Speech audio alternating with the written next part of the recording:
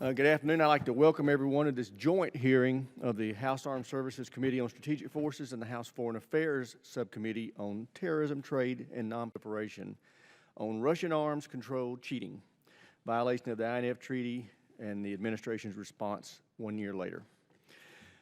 Testifying today are the following witnesses: the Honorable Rose Gottmiller, Undersecretary of State for International Security, Department of State; the Honorable Brian McCune, Principal Deputy Undersecretary of Defense for Policy, Department of Defense. This is an update to last year's hearing with these witnesses, and we're eager to learn what the administration has been doing since we met in open and closed sessions on this topic last December. Congress, as I promised last year, has not been sitting idle. The recently enacted FY16 NDAA included Section 1243, which directs the Secretary of Defense and the Chairman of the Joint Chiefs of Staff to begin the research and development of military response options to Russia's violation. INF is, of course, not the only treaty or agreement that Russia is violating. We learned from Ms. Gottmiller during last year's hearing that on 8 of 12 treaties and agreements, Russia is not in compliance or is an outright violation of those obligations. INF has earned a lot of attention, but what are the Chemical Weapons Convention, the Biological Weapons Convention, the Open Skies Treaty? Are we less concerned about Russian chemical or biological weapons that can be used against the United States than intermediate range missiles that cannot? No, of course not. And this hearing is also the first opportunity for many members to ask the administration about the recent Russian disclosure of a nuclear-powered nuclear warhead that occurred during a review of Russia's nuclear forces that included its president, Vladimir Putin. According to the Russian translations of what was disclosed, this weapon would provide Russia with a new capability to damage, quote, the important components of the adversary's economy and coastal area and inflicting unacceptable damage to the country's territory by creating areas of wide radioactive contamination that would be unsustainable for military, economic, or other activity for long periods of time, close quote. What does that say about a country that feels that nuclear weapons are such a significant tool of its military and diplomatic strategy that discloses systems in this manner? And what does it say about a country that would invest resources in such a weapon? It's just nuts. Yet the only time our president talks about nuclear weapons is when he wants to propose reducing them. The world's paying attention. We need our president to change his rhetoric. So we have a lot to talk about today. I'm looking forward to learning what the administration has been up to since this time last year. I'm looking forward to learning about the military assessment and review of military options that the former chairman of the Joint Chiefs of Staff, General Dempsey, produced, whether in the open hearing or the closed session. With that, I'd like to turn things over to Chairman Poe for any opening statement that he may have. Thank the chairman. Last year, we held a hearing on this same topic in December of last year. It seems like it's Groundhog Day. Here we are again, and we all agree that Russia violated the treaty, but we're still talking about what the appropriate response should be. Russia is not someone that is our friend, our ally, and we certainly can't take them for their word. 2008, the same year Russia violated the INF Treaty and invaded a sovereign country, Georgia. I've been to Georgia. I've seen the Russian tanks on the hills. 7 years later, Russia still occupies a third of that nation. Last year, Putin was at it again. He told the world that Russian troops were not in Crimea while the world watched Russian tanks and little green men come into that area. Russia is now conducting strikes in Syria to prop up a dictator that has murdered thousands of Syrians. Putin seems to want to expand his empire, and the Russian bear is out of the cage, and it's time we recognize them for what they are doing. They are being aggressive. It's no surprise that Russia is once again breaking its word when it comes to a signed arms control treaty. The Intermediate Range Nuclear Forces Treaty is a treaty between the United States which places limits on ground-launched ballistic and cruise missiles with ranges up between 500 and 5,500 kilometers.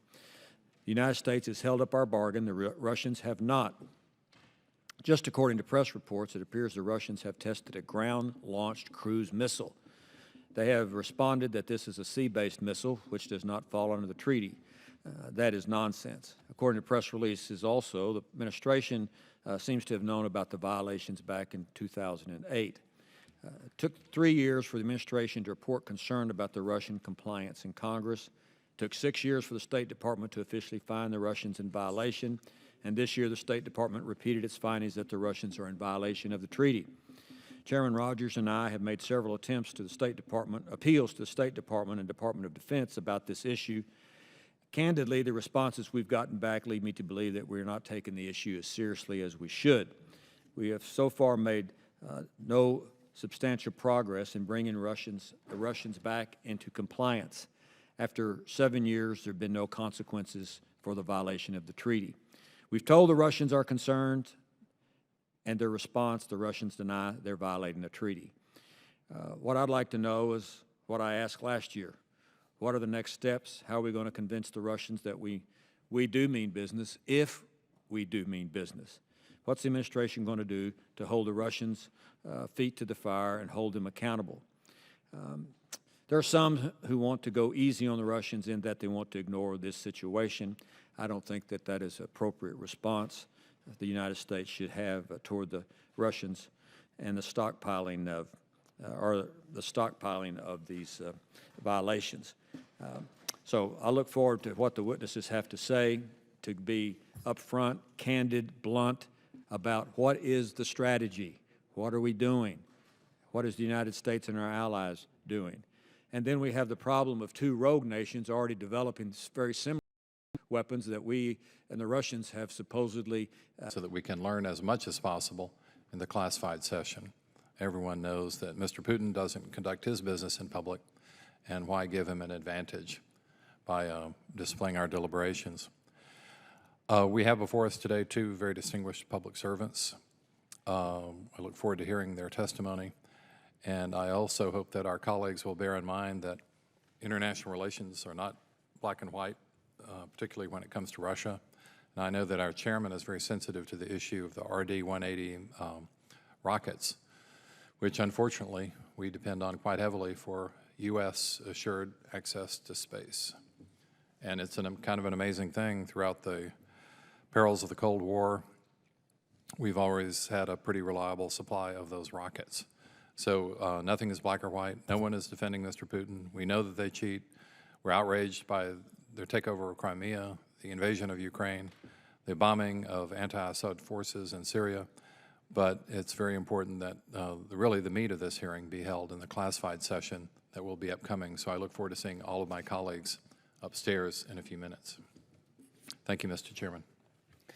I thank the gentleman. Chair, and I recognize the gentleman from Massachusetts, Mr. Keating, for any opening statement he may have. Well, thank you, Chairman Rogers, and Chairman Poe, Ranking Member Cooper, for conducting this timely hearing.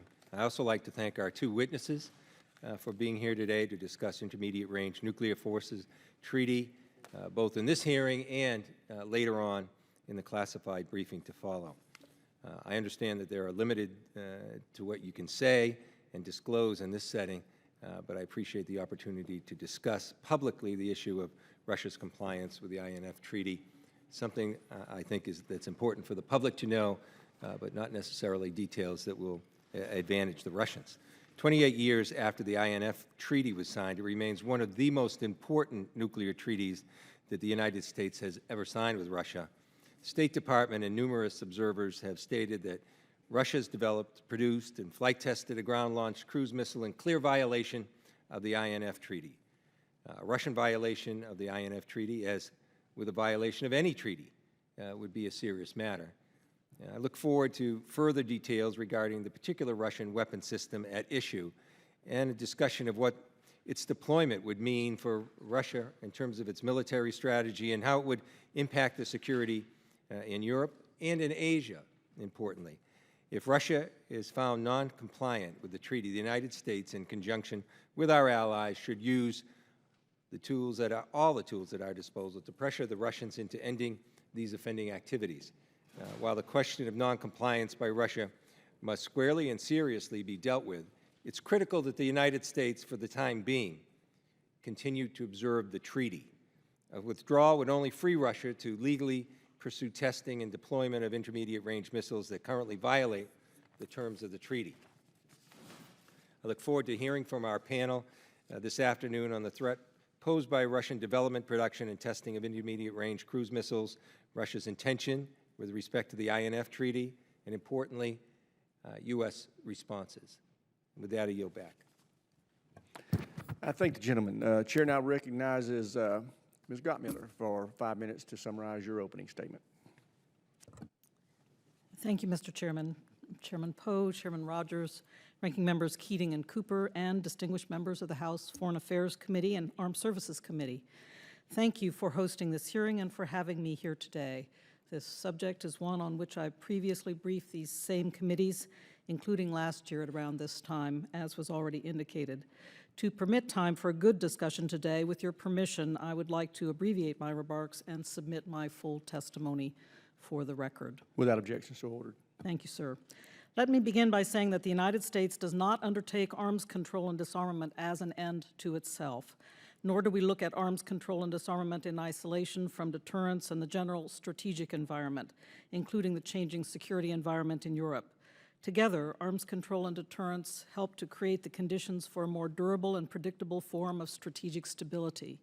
Therefore, together, they benefit U.S. national security. Arms control frameworks are one available and important instrument in our foreign policy toolkit to advance global stability and the security of the United States, our allies, and our partners. This has been true for over 4 decades for both Republican and Democratic administrations for a wide variety of nuclear and conventional security issues of concern. We have worked closely with our allies and our partners to develop the arms control framework that we have today, and both we and our allies and partners continue to see enormous value in these agreements. Over the last 3 decades, there have been compliance and implementation issues with first the Soviets and then the Russians on a variety of agreements. Former officials of both Republican and Democratic administrations and their colleagues in Congress were forced to grapple with many of the same problems we face today. How do we resolve violations when faced by blatant denials? How do we work with allies and partners on these challenges to ensure a unified and proportionate response? These are not easy questions to answer. This is not easy work to accomplish. Let me assure these committees once again that the administration takes compliance with all arms control agreements extremely seriously. For this reason, this administration worked hard to produce a compliance report in July of 2010, the first delivered to Congress after a 5-year lapse, and has produced one every year since, as required by statute. The focus of today's hearing is Russia's violation of the INF Treaty, so I would like to focus my remaining remarks on that important topic.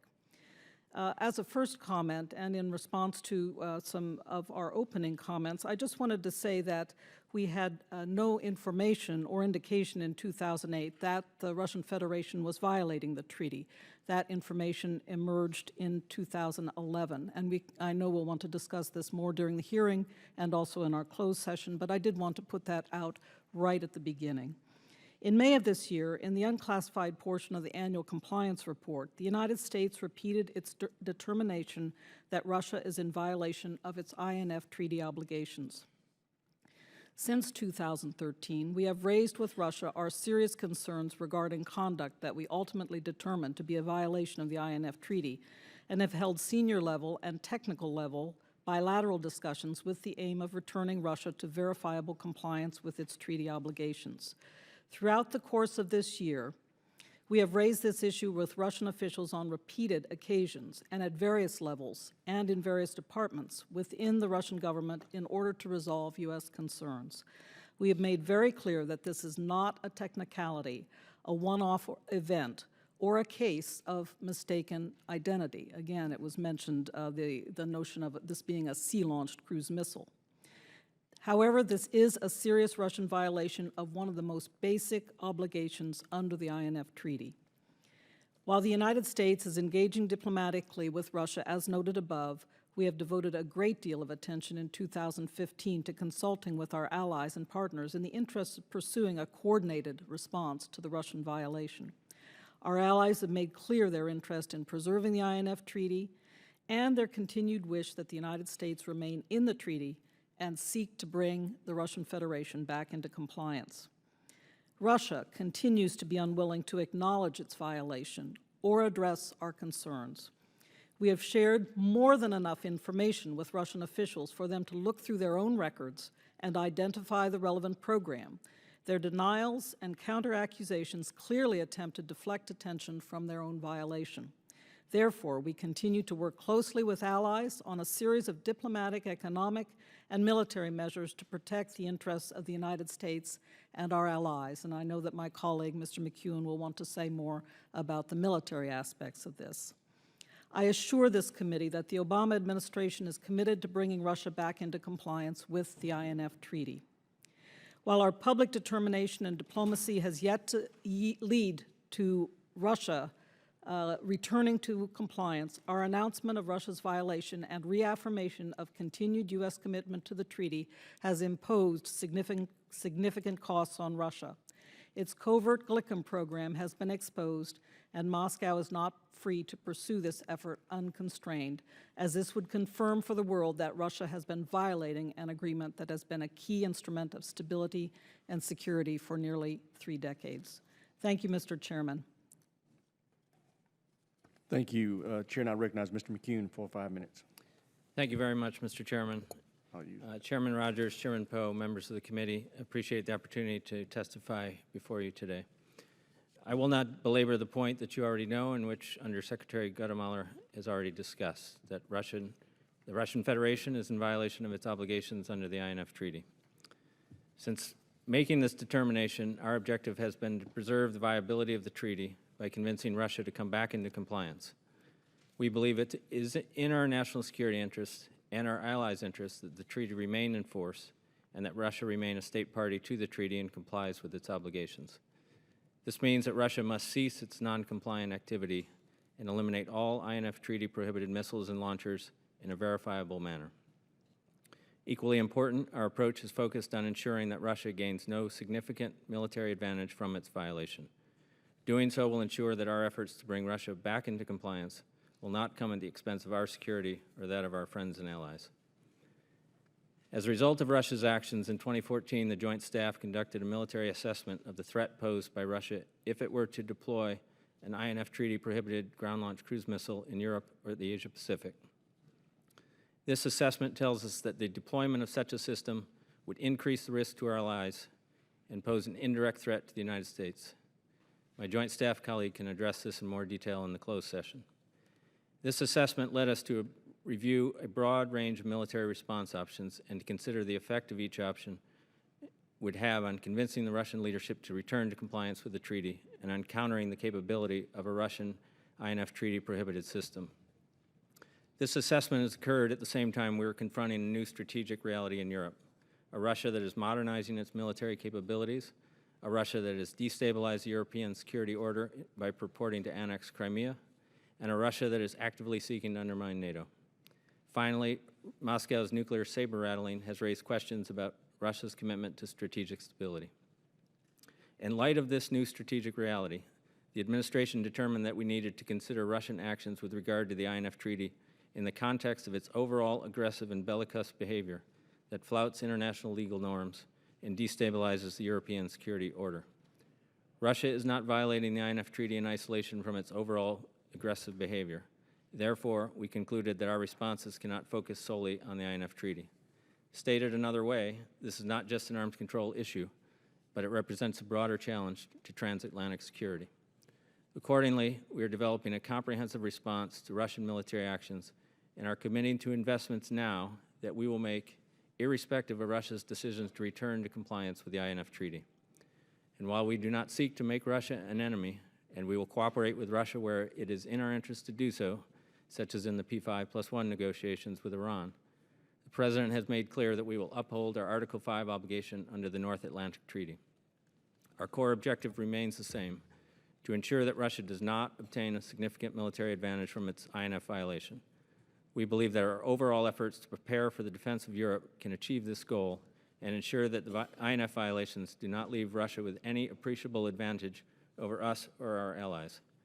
As we consider the changed strategic environment in Europe, we are factoring Russia's increased cruise missile capabilities, including its INF violation, into our planning. Our responses to Russia's activities in Ukraine, as well as the complex security challenges in the south of Europe, involve a broad range of efforts within the department, bilaterally with allies and partners, and within the NATO alliance. First, we have focused on posture and presence. In the last year, under the European Reassurance Initiative, for which Congress generously provided nearly $1 billion in fiscal 15, we have maintained a persistent rotational air, land, and sea presence of U.S. forces in the Baltics and Central Europe to reassure our allies and build up their capacity. We are also transforming our posture in Europe to be more responsive and sustainable for the 21st century. American rotational forces need to move more quickly and easily to participate in training and exercises in Europe. That's why we are pre-positioning tanks, artillery, infantry, fighting vehicles, and other equipment to rapidly respond to crises and provocation. 6 states in Europe, the 3 Baltic states plus Bulgaria, Romania, and Poland, have agreed to host company to battalion-sized elements of this equipment, which will be moved around the region for training and exercises. Second, the United States and the Alliance are focused anew on planning and shaping our future military activities in Europe. We have energized planning and resourcing efforts in response to the changed security environment in and around Europe.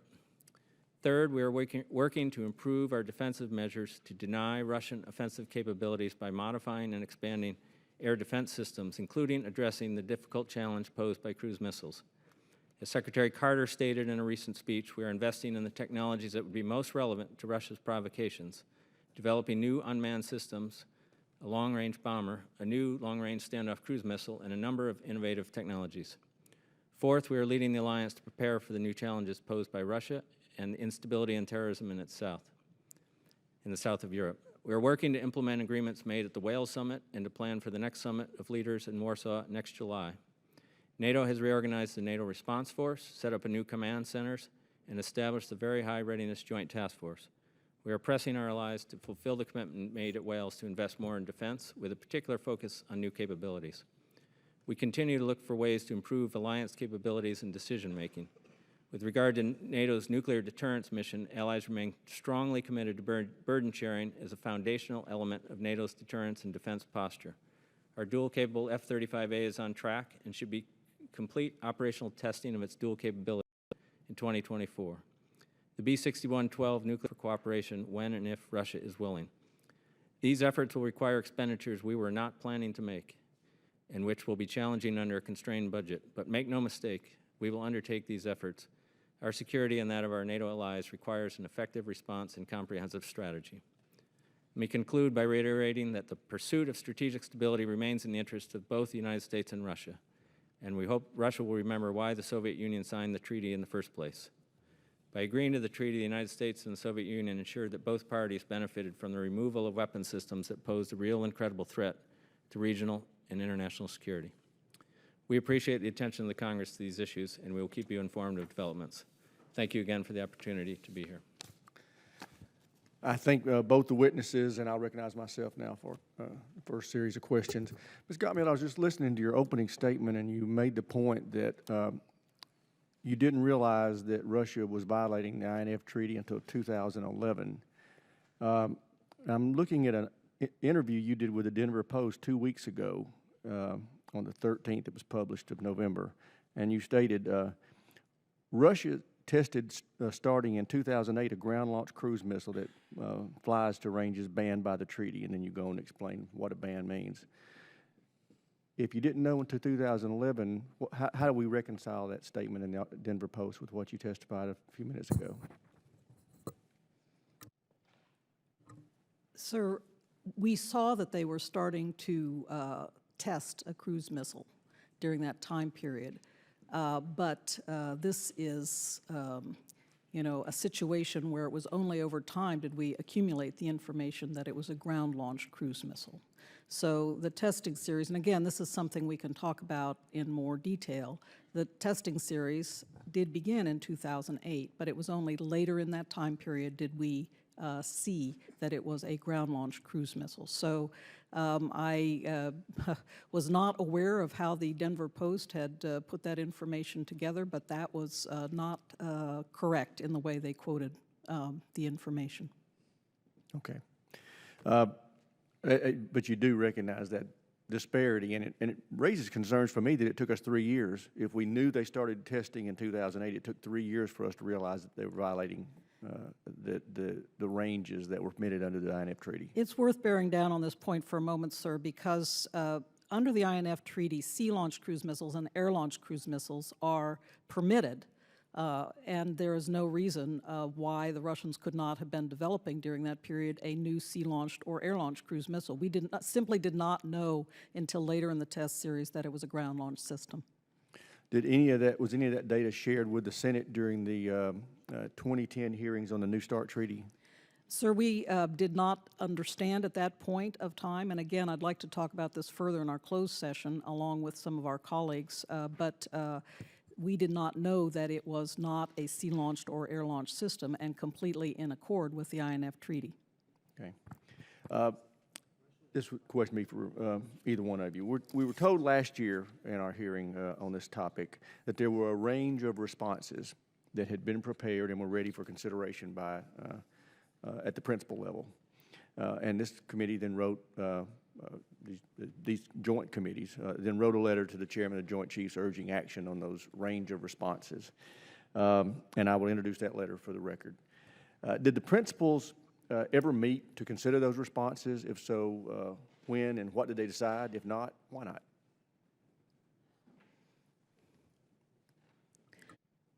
I'll start. I will say that we have had a series of interagency meetings on this matter up to the senior level of principals, so it hasn't been a single event by any means, and I will turn to Mr. McEwen to pick up on what's next. Mr. Chairman, some of the things I described in my opening statement are decisions and responses that we are undertaking. I can say more in closed sessions about a couple of specific matters that involve the NATO alliance that are also decisions of the government. Okay. Well, I won't belabor that in open session because I do want to pursue it in closed session, and my guess is you're going to tell me you couldn't say it anyway. So, but I am interested in knowing exactly how you're proceeding and when you're going to proceed, and if we need to do any reprogramming in FY16 or 17 to accommodate those measures. Well, part of what I should underscore, Mr. Chairman, from my opening statement is, as we looked at the INF issue, we were also confronting the broader Russia challenge and how to respond to it, and didn't think it was appropriate to respond just specifically to the possibility of a new ground-launched cruise missile in Europe, but a broader challenge to European security. So many of the things I outlined are part of a response to broader Russian behavior, including the INF violation. See, that's my fear, is that this set of responses that have been prepared a year ago for consideration are now going to just blend into the new challenges that we have to face, and we're going to get no action on the violations of the INF treaty. That is a long-standing violation that needs an appropriate response by this nation, and it should not be impeded or blended in to any other concerns that we're having with Russia's new activity. Let me ask this, Ms. Gottmiller, is it in America's interest to continue to unilaterally comply with the INF and these other treaties when Russia is not doing so? Sir, we judge this treaty to be in our national security interests, and I should say, sir, that this is not a bilateral treaty. All of the successor states of the Soviet Union are also signatories of this treaty, so it is a significant treaty sustaining stability in Eurasia, we judge, and our partners and allies in Asia and in Europe judge it to be in their national security interests as well. So I will say that, and by the way, we judge that Russia in some ways has had itself brought up short by our calling them out on this violation of the treaty. And I'd love to know how. Well, they have been saying quite regularly and publicly that they are in compliance with the INF treaty, which we don't buy, but also that they are not preparing to withdraw from the treaty, which I think is a good thing because it allows us to continue to drive forward, pursuing them diplomatically as well as with other responses and countermeasures. I don't know why they want to withdraw. They're not having to comply with it anyway. I mean, they don't have any pressure on them. We're the only ones that are in compliance, and I just think it's foolhardy. But with that, I'll stop and turn to the Chairman Poe. But I agree with the chairman's comments about we are the only ones complying. Let's talk about the specific type of missiles in a broader scale. The United States and Russia and the former Soviet republics have agreed to limit the number of missiles. Is that correct? Yes, that is. However, there are other countries that are pursuing these very specific types of missiles, such as Iran, Pakistan, North Korea, China, possibly. So, to your knowledge, either one of you, are those 4 countries and maybe others pursuing the development of these very types of missiles?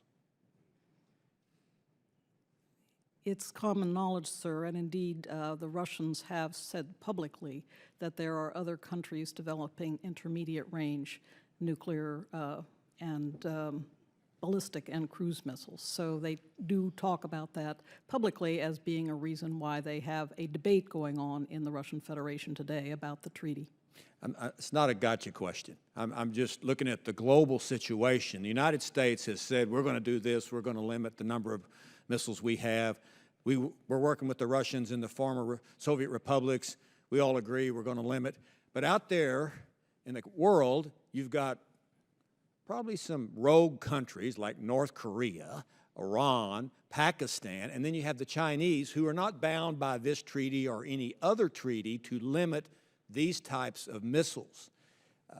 Is that a concern of the United States?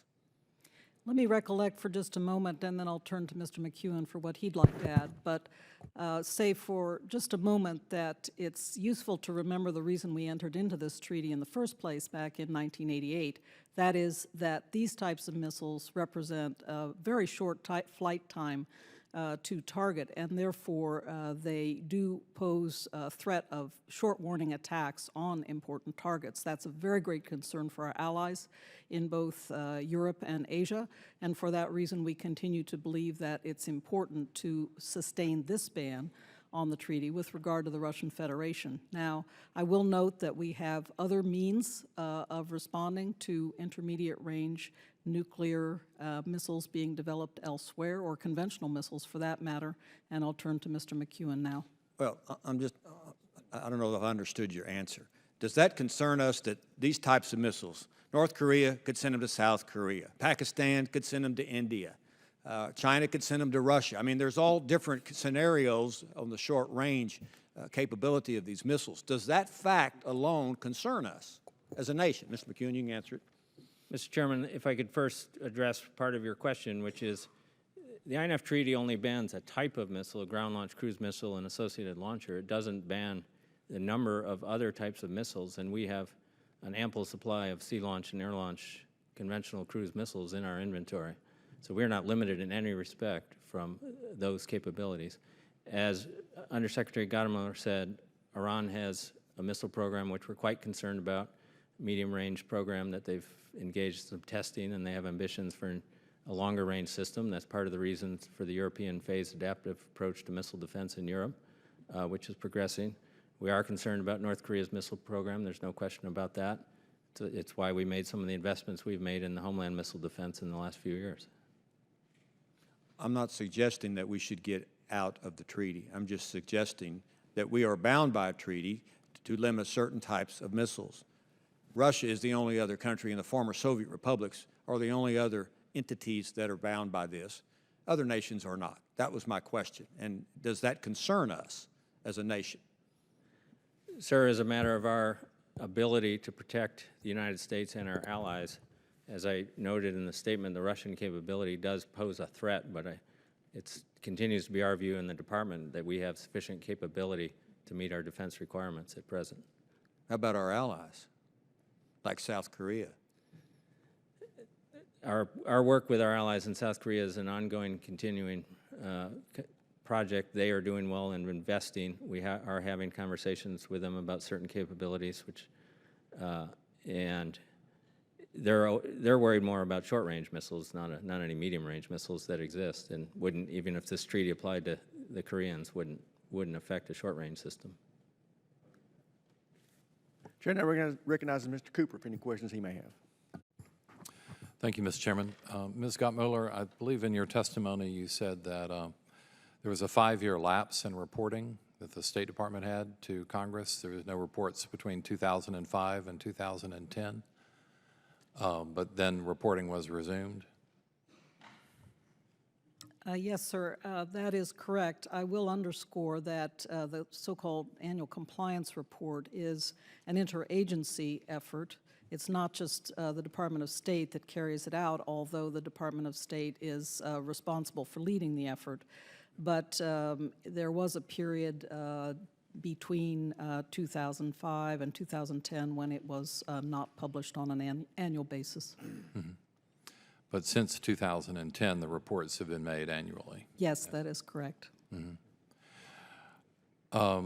The Intermediate Nuclear Force Treaty is of primary benefit to our allies, for example, in NATO and in Asia.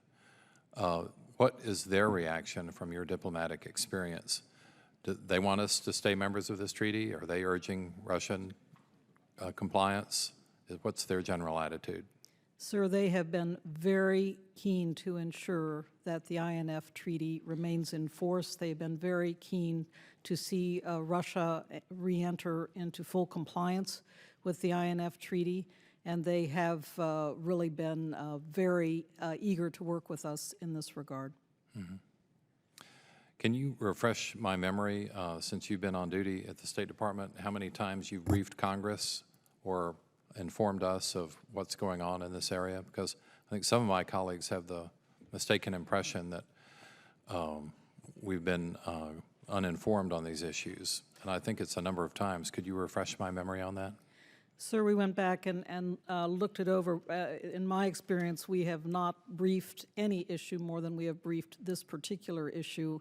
And it's not only me alone, but a number of colleagues at both the political and expert level, and the number of briefings, hearings, and meetings amounts to about 60.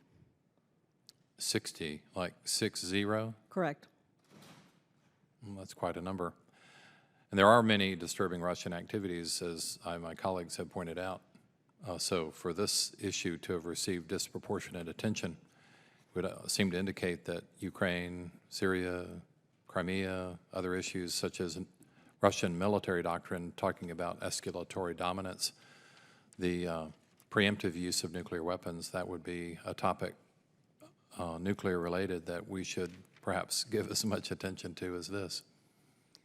Sir, there are many troubling issues with the Russian Federation right now, and this is among a number of very troubling issues. I'll only say that. I thank you, Mr. Chairman. I yield back the balance of my time. Look forward to the classified session. Thank the gentleman. I would agree this issue has received a lot of talk. Unfortunately, it's received no action. Chair, I recognize Mr. Keating for any questions he may have. Well, thank you, Mr. Chairman. Curious how much you could comment on the fact that, in my view, Russia has an enormous stockpile of strategic and other nuclear weapons already. And I'm just trying to think of a real good reason why this is so strategically important to them. I'm just curious what your thinking might be. What are Russia's real gains doing this, given their stockpile and the other assets that they have at their disposal already? It's a very good point, Mr. Keating, that all of the potential targets around the Eurasian periphery for intermediate range, either cruise or ballistic systems, could be handled by their central strategic forces. The Russians have also been developing very capable cruise missiles, both air-launched and sea-launched. So to be honest with you, sir, we're puzzled as to why they think they need a ground-launched cruise missile that is in violation of this important treaty, because we see they have, in our view, adequate capabilities to cover these threats with other systems at their disposal, and that are entirely in accord with the INF treaty. Yeah. Do you see any, in terms of Asia, in terms of Japan, South Korea, China, are they worried at all that, those countries are advancing somehow and getting a strategic edge? Is that part of what their thinking might be? I know you're asking to get yourself inside Putin's head. We've had many hearings trying to do that with little success. I can only say, sir, following on my earlier answer, Mr. Putin himself said in public last August that he is concerned about the emergence of intermediate range systems, missile systems in China, in India and Pakistan. and in Iran.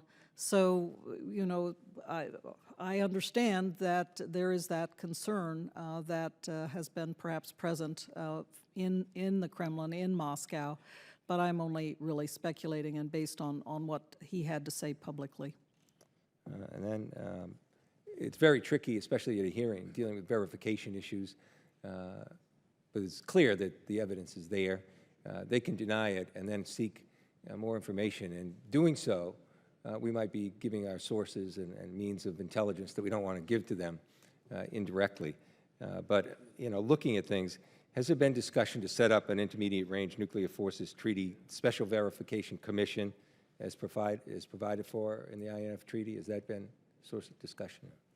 Mr. Keating, if we had some inkling that the Russians would acknowledge this missile and would engage productively in an SVC discussion to try to resolve these concerns, we would be happy to convene an SVC session. Recognizing the complexities I mentioned earlier, saying that this is a multilateral treaty with a number of countries who are now members of the treaty from across the former Soviet Union. But nevertheless, if we had some inkling that it would help, we would be delighted to convene an SVC session. Well, that leads us to the issue of responses, which I'm afraid is going to really be a subject matter in the classified setting. So I yield back, Mr. Chairman. Thank you. Chair now recognizes the gentleman from Nebraska, Mr. Oklahoma. The gentleman from Oklahoma. I've got too many people talking to me up here. Mr. Bridenstine. Sorry about the Nebraska comment. Thank you, Mr. Chairman. Just had a question. Of course, the INF violation is of high importance to everybody here, but I think it's emblematic of many larger issues that I think this committee is bringing up, and I think appropriately so. One is a question that I have about the Open Skies Treaty. Admiral Haney, commander of U.S. Strategic Command, stated, quote, "The treaty has become a critical component of Russia's intelligence collection capability directed at the United States. In addition to overflying military installations, Russian open skies flights can overfly and collect on DoD and national security or national critical infrastructure. The vulnerabilities exposed by exploitation of this data and costs of mitigation are increasingly difficult to characterize," unquote. Do you agree with Admiral Haney that Russia can use open skies to surveil national critical infrastructure? Ms. Gottmeiler? Sir, the Open Skies Treaty is designed, in fact, for overflight of other territory. We overfly the Russian Federation in the same way. In fact, we find it quite useful to overfly their rail lines, for example. I wanted to stress that one of the advantages of the Open Skies Treaty is that information, imagery that is taken is shared openly among all the treaty parties. So one of the advantages with the Open Skies Treaty is that we know exactly what the Russians are imaging because they must share the imagery with us. So that is an advantage over the so-called national technical means of the Russian Federation, where we're not sure exactly what they are imaging. So are they imaging national critical infrastructure that has nothing to do with defense? What I can say is based on, again, the Open Skies Treaty regime is producing imagery that's open to all, and they have imaged a number of sites around the country. Does possible surveillance of U.S. national critical infrastructure fit with Russia's warfighting doctrine? Well, sir, I would say that under the Open Skies Treaty, we are all basically opening up our territory so that the other countries can have a chance to overfly and observe, what's going on in the countries. That was the original idea behind President Eisenhower's proposal of the treaty back in the late 1950s, that it would permit predictability and confidence building among all the parties to the treaty. So it's been very valuable from that perspective. So a lot of technological advancements have happened since Eisenhower was president. Will the administration permit Russia to fly over the United States with a new advanced digital electro-optical sensor? Well, sir, the digital sensors that are permitted under the Open Skies Treaty are permitted to all parties to the treaty. So will the United States and- administration permit Russia to fly over the United States with a new advanced digital electro-optical sensor? As I said, sir, digital sensors are permitted to all treaty parties, not So the only answer to is Russia, yes? the United States and our European allies and partners, to all treaty parties. Would information on U.S. national critical infrastructure facilitate targeting of that infrastructure with a Russian cruise missile, for example? I think it's worthwhile considering, sir, in this context, what increment of information the Russian Federation receives from the Open Skies Treaty to all the other sources of information that they have, including their national. So you're security suggesting needs. that maybe we don't need it anymore? No, sir, I'm not. I'm suggesting That that. it's not of value? I'm suggesting that you need to look at the incremental value of the treaty in particular settings. I can say it has been of enormous value over eastern Ukraine in that setting in this current crisis. And it's important, again, to bear in mind the importance that our allies and partners place upon this treaty, and to make a good calculation of what particular risks, predictability, and openness have for our national security. We judge that this treaty does not pose such risks to our national security. Regarding our allies that you mentioned, to the extent that allies value the imagery that they collect from Open Skies, has the administration assessed what commercial imagery the United States could provide to allies without exposing us to the risk of Russian aircraft with Russian sensors being allowed to overfly the United States? What other could we provide our allies using other sources, other methods to our allies that do not include us having to give up overflight rights of the United States? Well, I think it's a good point, sir, to underscore that a lot is available on commercial imagery now to everyone, every country around the world, whether it's the Russian Federation, our allies and partners. What is valuable, again, about the Open Skies Treaty is that every image is taken by any plane flying by any party over any territory, is that all parties have it available to them. And for that reason, we know exactly what is being gained by overflights of our territory. Last question in my last few seconds. Have you asked the National Geospatial Intelligence Agency for their analysis on this? Sir, again, I think this is the kind of discussion that would be good to have if you wish to pursue it in our closed session. Roger. Thank you, Mr. Chairman. Thank you, gentleman. Chair, and I recognize the gentleman from California, Mr. Garamendi, for 5 minutes.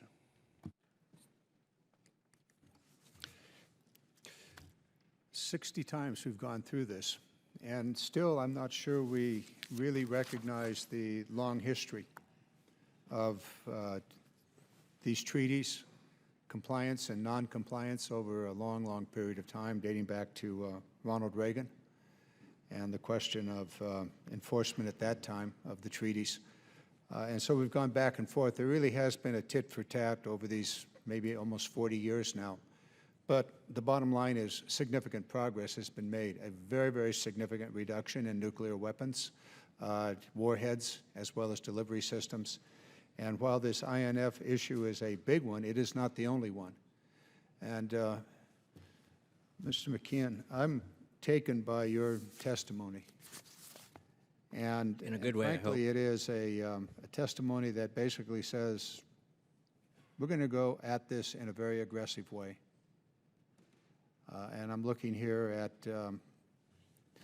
Russia does not obtain a significant military advantage from its INF violation.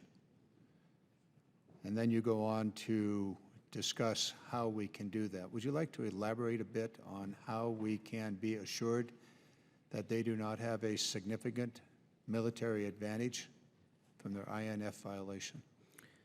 Congressman, as I explained in my opening statement, and there's a longer statement for the record, we're looking at the challenge posed by Russia's military modernization and its activities in Europe capability.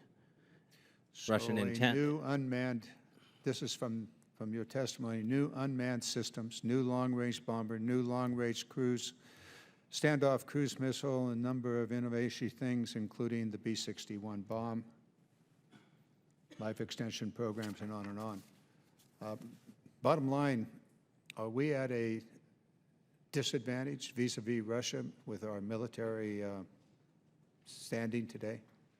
Congressman, we still have the most capable military on the planet. And these additional investments would make us even more so? We need to keep pace with the modernization of both Russia and China and militaries of both countries. As we look around the globe, those are the two peer or near-peer competitors. And as I said, we see capability on the part of Russia that is growing, as well as the Chinese. It's hard to measure President Putin's intent, but we have seen some of his actions in Europe, so we can. There's an interesting line in one of your testimonies, I'll ask this question to both of you, that Russia thinks that we have violated the INF. Could you quickly tell us what Russia thinks we have done that violates it? Yes, when we met with them in Moscow a year ago, September, we went through this in some detail. A couple of things that they raised. One, they complain about our armed unmanned aerial vehicles, saying that they violate the terms of the treaty. Secondly, they claim that our Aegis Ashore capability, which we're putting in place under the European phased adaptive approach. That would be both to Europe. Romania and Poland? The one in Romania is essentially nearing completion and will reach operational capability later this year and IOC next year. And then Poland is a couple years away. That's an anti-missile system. How can that be considered to be anything but? Their claim, which we have rebutted, is that it's simply a Tomahawk cruise missile system set off that's not on a ship but is on land and can be postured to fire cruise missiles. Are they right? In their direction. They're not right. Why? It doesn't have all the same capabilities and fire control system that you see on a Tomahawk set up on a Navy ship. How long did it take Ronald Reagan to get the ABM, get Russia back in compliance with the ABM? I believe it was 7 or 8 years. It's sometime in the mid-'80s where we identified the Krasnoyarsk radar as a violation, and it was worked through to the end of the Reagan administration, then into the first Bush administration before, in negotiations. It was before the Soviet Union collapsed. I think it was in 1989, in conversations between Secretary Baker and then Foreign Minister Shevardnadze, where they came to an agreement on. When did the United States withdraw from the ABM treaty? 2001 or 2002 under President Bush. Is that a unilateral withdrawal? It was, yes, sir. Thank you. Yield back. Chair now recognizes Mr. Perry for any questions he may have. Thank you, Mr. Chairman. Ms. Gottmiller, or Secretary Gottmiller, about a year ago, as I recall, we had a very similar hearing to this one. And you enumerated, and through the course of the conversation, we came to an understanding of the alleged violations. And I think at that time we kind of realized or kind of confirmed that it took years. I mean, administration knew years passed at that point that the violations had been made, but we hadn't been made aware of them. And at that time, I asked you very specifically what was going to be done, what was the panoply of options that might be available to us. And I think we reserved that for an executive session. But I'm wondering at this point, because it's also my understanding that by now the Chairman of the Joint Chiefs has offered a series of options to remedy the situation, to bring Russia back into compliance. Is there any plan to implement any of them? And if there is a plan, is it available to be heard in open session? Well, Congressman, I've laid out in my opening statement our overall response to Russia's behavior, including its INF violation. There's more that I can say in closed session about some measures we are going to undertake in partnership with our NATO allies. Is there a plan to implement it, though? Is there? I know there are options, but is there a plan to implement it with with a timeline. The administration seems to be happy to give our adversaries timelines when we'll withdraw from countries in combat, et cetera. Is there a timeline when Russia can expect implementation of this plan? Sir, there's a number of capabilities that we're investing in, some of which were already on the books, some of which will be new in the or increased in the FY17 budget and built into the future years defense program. And so it will be a continuing effort, as I said, to respond to what we see in terms of Russia's growing military modernization and its capabilities and its behavior, including its INF violation. So there won't be a specific point where you will say, aha, everything is in place. We're working to counter what we see as the threat posed by Russia's activities, including the INF violation. So we don't have milestones that we can measure their accountability and their compliance, or their milestones? Well, sir, I'm outlining for you what the Department of Defense is going to be doing over the coming year and into the future past this administration, assuming these plans are carried forward. We continue to have a separate conversation with Russia about coming into compliance with the treaty. They will see these activities and they will see them in our budget, and they will start to understand, we believe, that this response is not making them any more secure.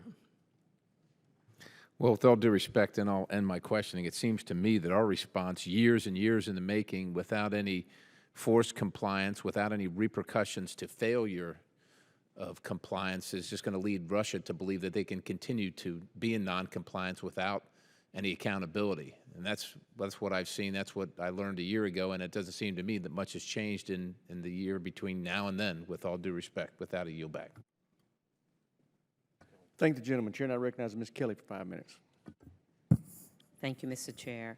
Mr. McKeon, in your assessment, other than the INF Treaty, are there any arms control obligations that Russia is not complying with or is in violation of treaty agreements with the United States? Congresswoman, I'd probably defer to Undersecretary Gottemiller, who controls the pen on the compliance report. The Conventional Forces in Europe Treaty is one of them. We have concerns, compliance concerns about other treaties, including the Open Skies Treaty. But destruction, elimination of its chemical weapons arsenal. Where they're not good partners, what are we doing about that? Where they are not good partners, in my world, we are continuing to make sure that they are aware that they must come back into compliance with the INF Treaty specifically, that is in their interest as well as for the rest of the international community.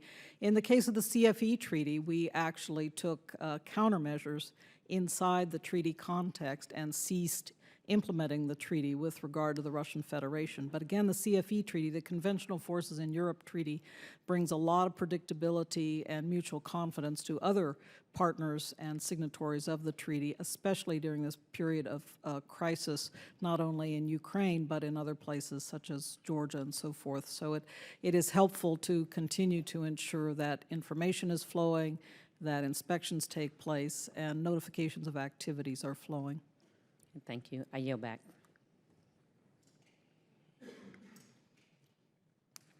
Chair, now recognize the gentleman from Arizona, Mr. Frank, for 5 minutes.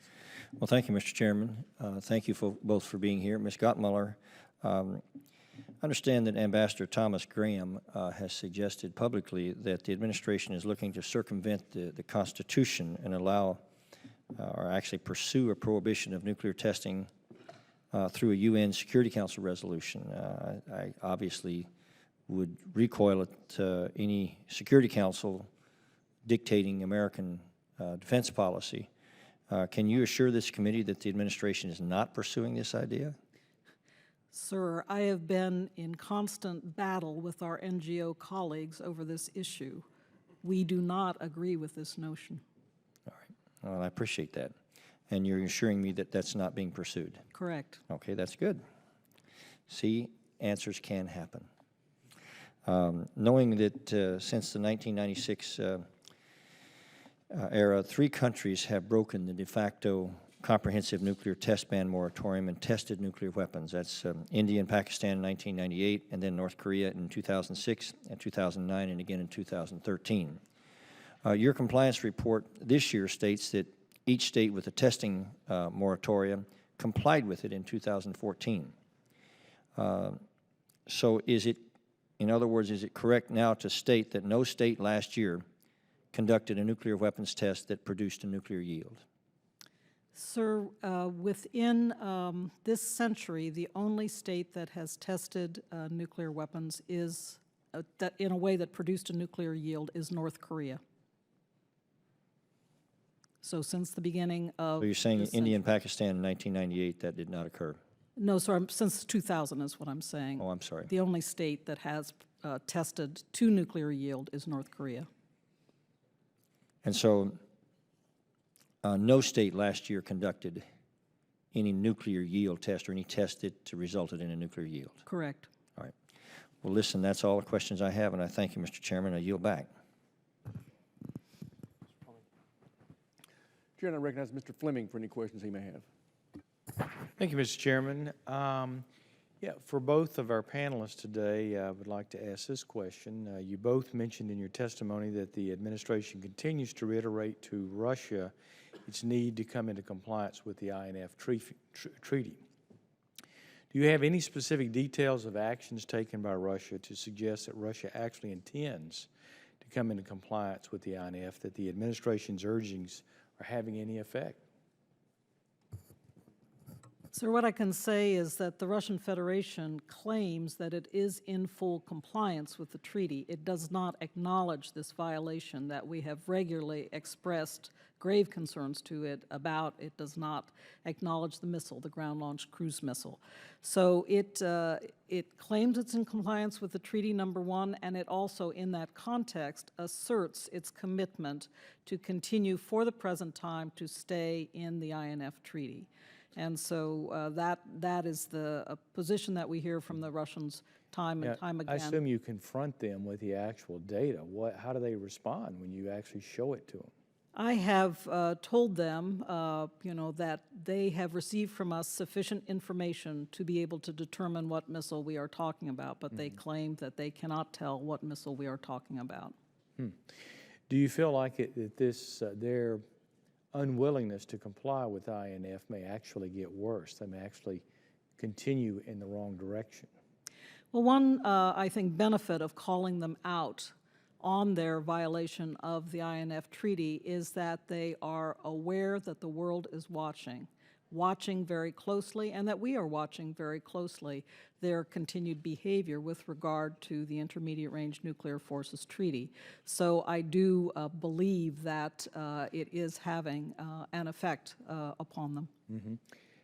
Has the U.S. implemented any economic sanctions because of their failure to comply with INF? We have been working with our allies to consider economic sanctions, and you're aware, sir, that we have imposed a wide range of economic sanctions in complete agreement with the European Union to respond to their incursion into Crimea.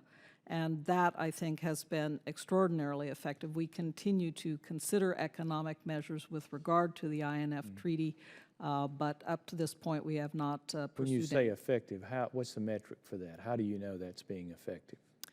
Well, I think effective is, in the case of economic sanctions, it's clear that it is having an economic impact. It's hurting their economy, you're saying? Right. Is that mostly in the oil and gas type of venue, or is? Well, when we look across the range of sanctions, and this is a topic that, if you are interested in, deserves a separate briefing, but when we're looking across the range of sanctions undertaken with the EU, it's not only the oil and gas sector, it's manufacturing, it's across the board, really. Mr. McKeon, you mentioned in a hearing last year that the DOD is examining a range of military options To pursue in Europe. Okay, so if the administration's urgings to Russia regarding INF compliance are not changing Russian behavior, we see that it may have some effect on their economy, but not their behavior.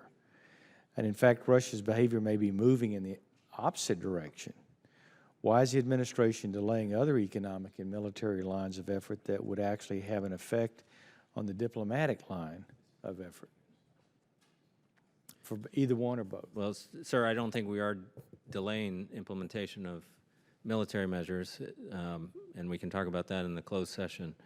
These investments, some of these investments we were going to make, we weren't planning to make if 2 or 3 years ago. They're in response, not just the INF violation, but other Russian activity. In terms of economic measures, I would defer to Rose on that. But if we continue down this course and the measures we are taking do not lead to Russian compliance, we can always assess whether to take other measures. Okay. If I may just very quickly comment, sir, in addition to the points that Mr. McEwen has made about denying Russia any significant military advantage if it persists in its violation of the INF Treaty, so that's at the top of the list, but nevertheless, I do believe that it is important to back diplomacy up with strong action in these other areas. Okay, thank you. Mr. McKeon, I want to clarify something, or get clarification on something you just talked about. You're not just required to present a report. Aren't you supposed to start carrying out the responses under 1243?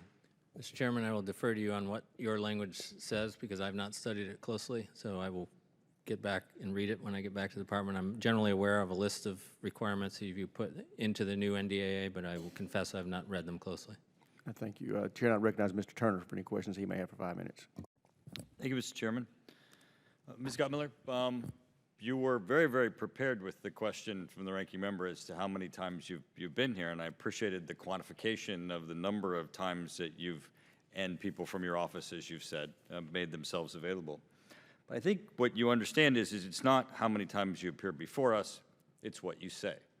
And on the what you say, there's 2 categories that are important to us. One, action. That's one. What most of our questions to both of you today have been, what are we doing and what is going to happen as a result of the change in the circumstances in the world, or what our non-allies, what Russia is doing. The second is information. It's what do you tell us? If you come before us and you're not telling us the whole story, then it doesn't matter if you're here 170 times. If we don't get the whole story, it's a worthless exchange of dialogue between us. Now, we all know that there's considerable consternation between this administration and this committee on the fact that the administration knew in intelligence information of Russia's violation in 2008 of the INF Treaty and waited till 2014 to announce the violation publicly. And as we all know, as we're going through the critical negotiations of the New START Treaty, that type of information was incredibly important. So, action and information. So, my first question is about information. Ms. Gottmiller, Russia recently has admitted to the disclosure of the existence of a nuclear-armed, nuclear-powered undersea delivery system. It's not really necessarily a missile because it's not coming off of a sub or of a ship. It's its own undersea delivery system. It's not an ICBM because it's not in the air, but it is in effect the same thing. It's only traveling under the water. So back to our 2 concerns with this dialogue. Ms. Gottmiller, were you aware of the existence of this system when you were in negotiations with the New START Treaty?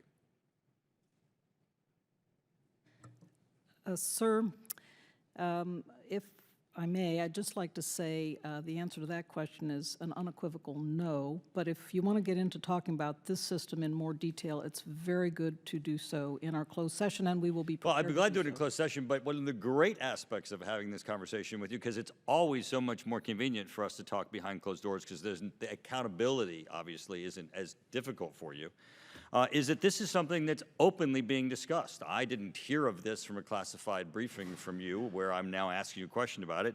It's in the news, and Russia is admitting, or it's apparently, indicating that it hasn't developing the system.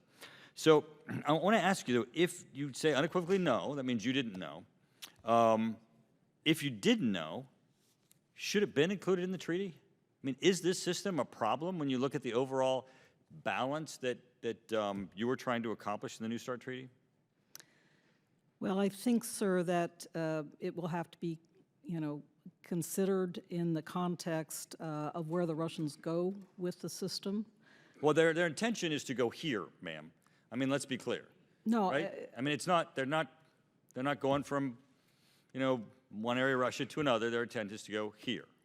I know we are concerned about it. Of course, we are concerned about it as a threat to the United States, but if it turns into a system that is widely put into operational deployment, that's what I Widely. meant. One would probably be sufficiently troubling, right? I think it is a troubling system, sir. There's Great. no Now, so now question we're about getting it. the second aspect of this communication of the over 60 times that you or your staff have been here is action. It's in the public. It's not like no one knows that it's occurring. What have you done? What has the State Department done in communicating to Russia concerning the system?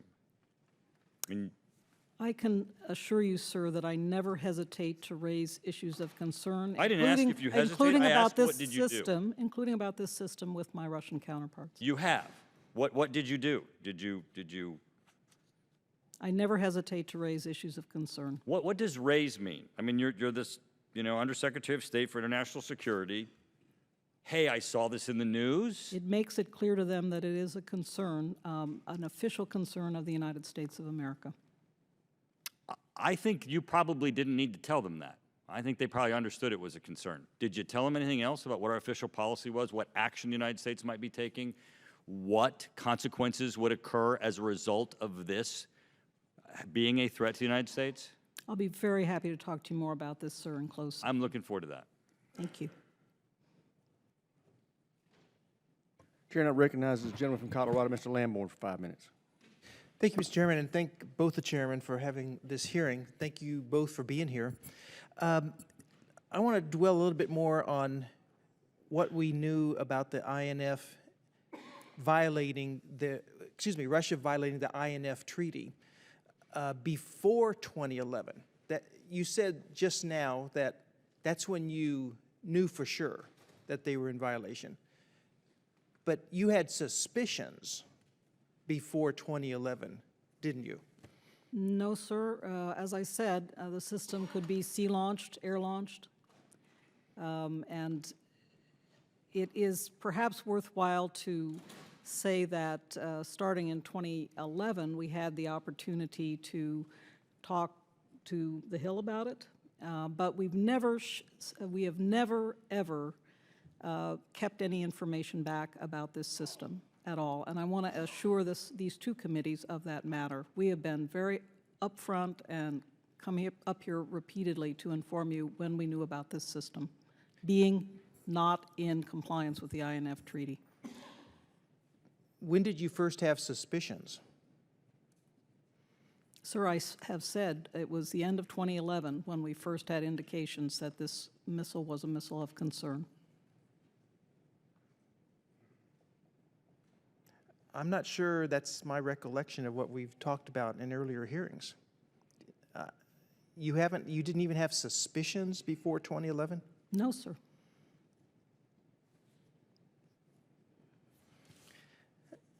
Let me visit another subject here. You stated recently that the Russians have been pretty good partners over the year, frankly. Yet, you've also said that the Russians are cheating or are not in compliance with the INF Treaty, the Chemical Weapons Convention, the Biological Weapons Convention, the Treaty on Conventional Forces in Europe, the Open Skies Treaty, the Budapest Memorandum, and other agreements.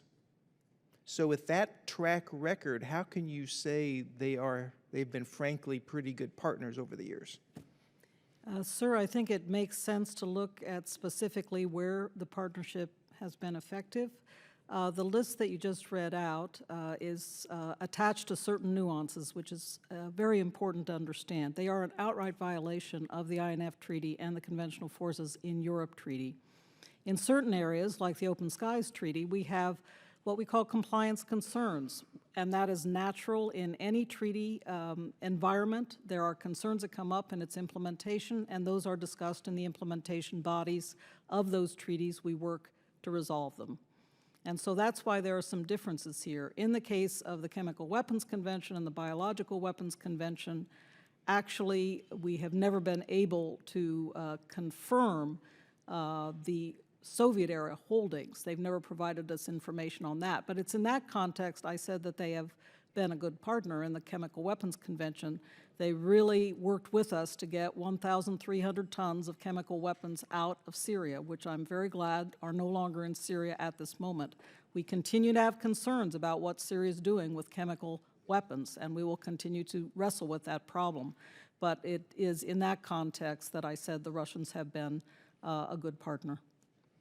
Well, in view of all those violations, I guess we have different definitions of what makes a pretty good partner. Mr. Chairman, I yield back. Thank the gentleman. Chair would point out that we've just been called for votes. I apologize. They didn't ask me about when to call them, but we will recess temporarily while we go vote and then reconvene immediately after votes in room 2216. We now stand in recess.